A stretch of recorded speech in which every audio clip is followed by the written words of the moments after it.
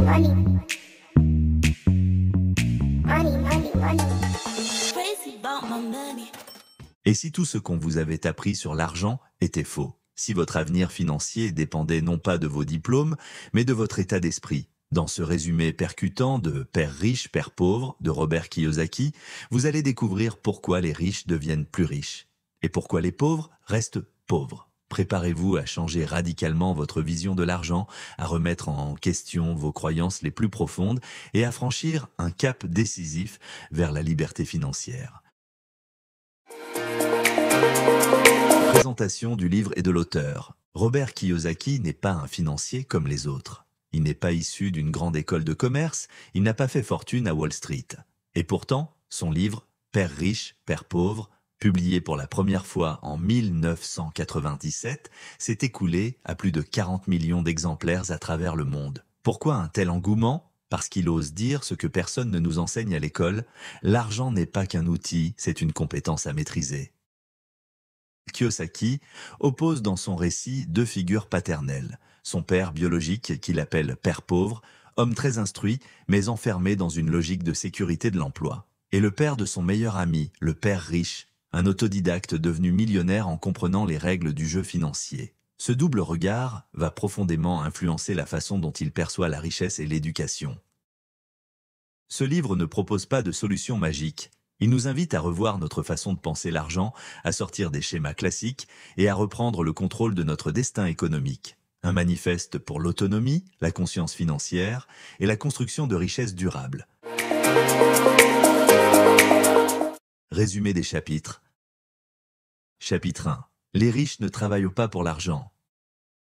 Kiyosaki commence avec une vérité dérangeante.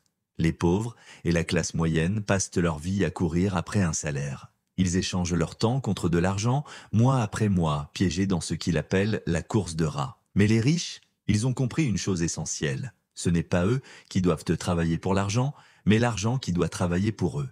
Il raconte comment, dès l'enfance, son père riche l'a confronté à la notion de valeur créée et non échangée. Ce n'était pas une question d'être exploité ou de travailler dur, mais de comprendre que la liberté financière commence quand on sort de la logique du salariat pur. L'objectif ? Trouver, construire et posséder des actifs générateurs de revenus passifs. Une idée simple mais puissante qui bouscule tout ce que l'école nous apprend. Chapitre 2. Pourquoi enseigner l'éducation financière ? Pourquoi tant de diplômés galèrent-ils à la fin du mois ? Parce que le système éducatif ignore une dimension essentielle de la vie adulte, la gestion de l'argent. L'éducation classique vous apprend à être un bon employé, pas un bon investisseur. Kiyosaki introduit ici la distinction fondamentale entre actif et passif. Un actif, c'est ce qui met de l'argent dans votre poche. Un passif, c'est ce qui en sort. Simple question, Marc ? En théorie, oui.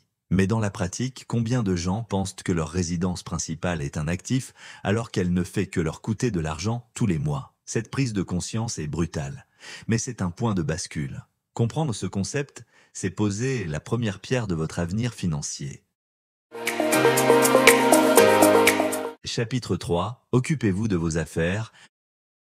Ce chapitre est un électrochoc pour tous ceux qui pensent que leur job est leur sécurité. Occupez-vous de vos affaires me signifie ne vous reposez pas sur votre salaire. Même si vous êtes un salarié, développez en parallèle votre colonne d'actifs. C'est là que réside votre vraie richesse. Il partage l'histoire de son propre parcours, comment, en parallèle de ses emplois, il a investi dans l'immobilier, acheté des actions et développé des business. Chaque décision était une graine plantée pour son futur. Et il insiste, nul besoin d'être riche pour commencer. Il faut de la volonté, de l'information et un changement d'état d'esprit. Gérer vos affaires, c'est prendre votre avenir en main sans attendre qu'un employeur ou l'État vienne vous sauver. Chapitre 4. L'histoire des impôts et du pouvoir des entreprises. Ce chapitre, plus technique, dévoile une vérité souvent ignorée. Le système fiscal favorise ceux qui le comprennent. Les riches ne trichent pas avec les règles, ils les connaissent et les utilisent. En créant des structures comme des entreprises, ils réduisent leur imposition de manière légale. Kiyosaki compare le salarié, qui paie ses impôts avant de vivre, et l'entrepreneur, qui déduit ses dépenses, investit, puis paie ses impôts sur ce qui reste. Cette logique peut choquer, mais elle est légale, et c'est ce savoir qui donne un avantage stratégique. Il invite le lecteur à se former, à s'entourer de professionnels et à ne pas craindre la complexité du système. Celui qui comprend les règles gagne la partie. Chapitre 5. Les riches inventent de l'argent. L'argent ne pousse pas dans les arbres, mais il peut naître d'une idée. C'est ce que Kiyosaki appelle « inventer de l'argent ». Il raconte des exemples où, avec peu de capital mais beaucoup de connaissances et de flair, il a su repérer des biens sous-évalués, négocier intelligemment et en tirer du profit. Ce n'est pas de la magie, c'est de l'intelligence financière. L'auteur nous pousse à ouvrir les yeux, à nous former constamment, à lire le marché comme un livre ouvert. Il insiste sur la créativité, le courage et la réactivité. Le monde est rempli d'opportunités, mais seuls ceux qui savent les reconnaître et agir vite peuvent en tirer parti. Chapitre 6. Travaillez pour apprendre, ne travaillez pas pour l'argent. Trop de gens choisissent un travail pour le salaire. Kiyosaki propose un renversement total.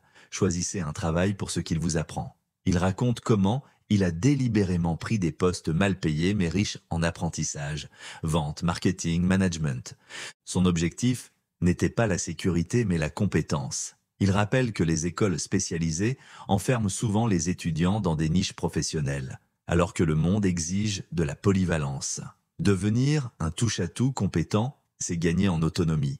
Et dans un monde où tout évolue vite, cette approche est une assurance contre l'obsolescence. Chapitre 7. Surmonter les obstacles.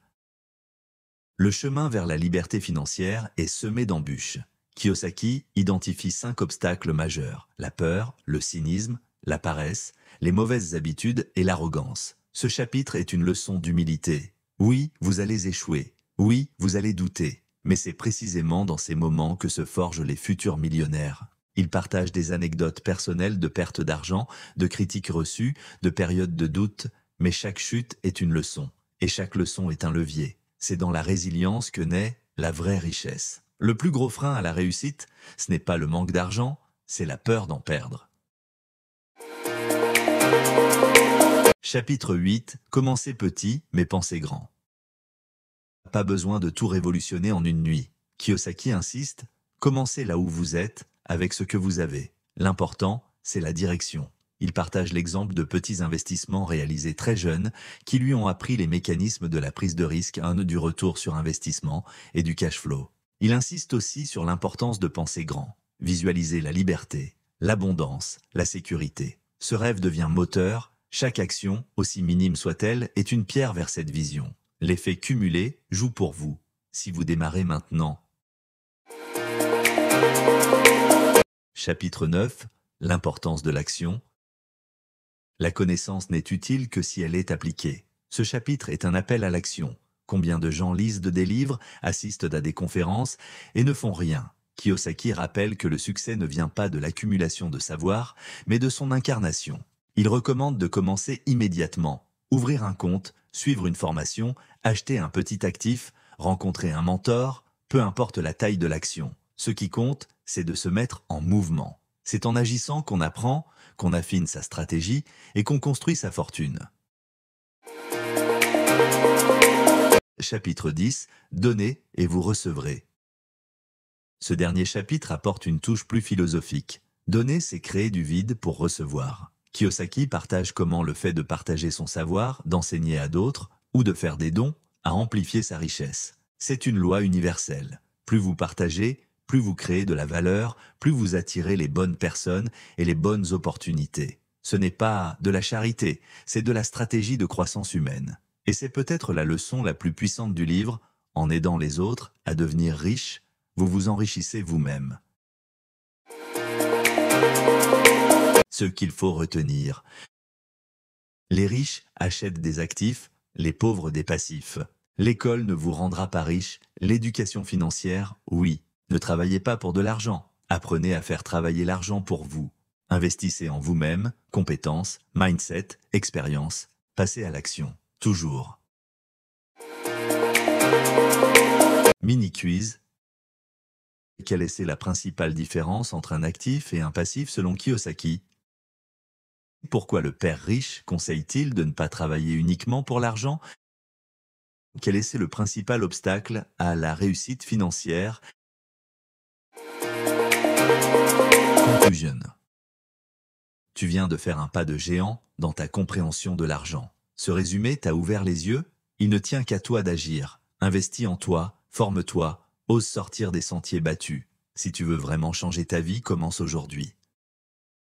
Et si tu veux aller encore plus loin, ne manque pas notre prochain résumé, fais semblant jusqu'à le devenir, le secret de la transformation personnelle révélé, stoïcisme. Une plongée dans le pouvoir de la posture mentale et la transformation intérieure. Abonne-toi, like et partage à quelqu'un qui a besoin de ce déclic financier. À très vite. Money, money, money. Money, money, money. Crazy about my money.